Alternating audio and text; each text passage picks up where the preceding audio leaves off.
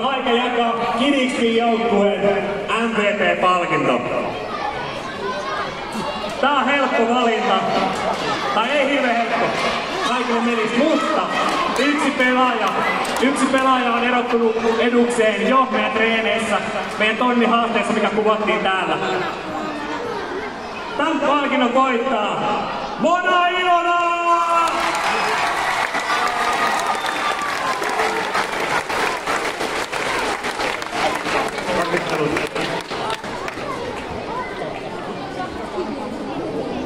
Kiitos tästä palkinnosta. On ollut ilo palata futiskentille ja tää on ollut ihan parasta. Kiitos. Ole hyvä.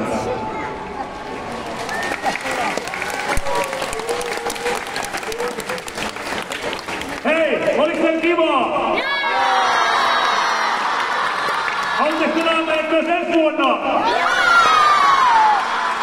Mä oon ainakin sitä mieltä, että mä tuun ensi vuonnakin pelaamaan ja silloin strutsit voittaa, mutta tällä kertaa Niko, ole hyvä.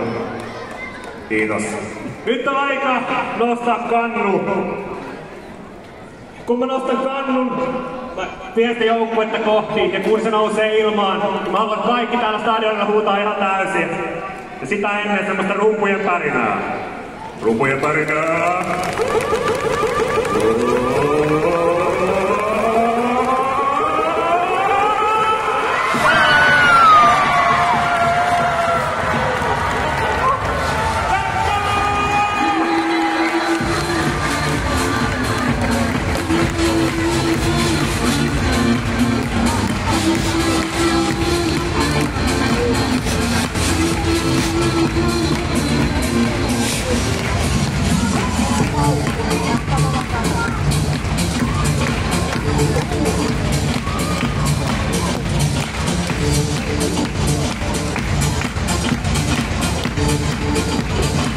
Tää joukkuekuva!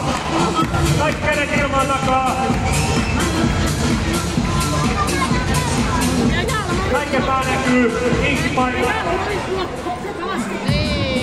Jos vaan mun niihin varten mä oon samat sydämen.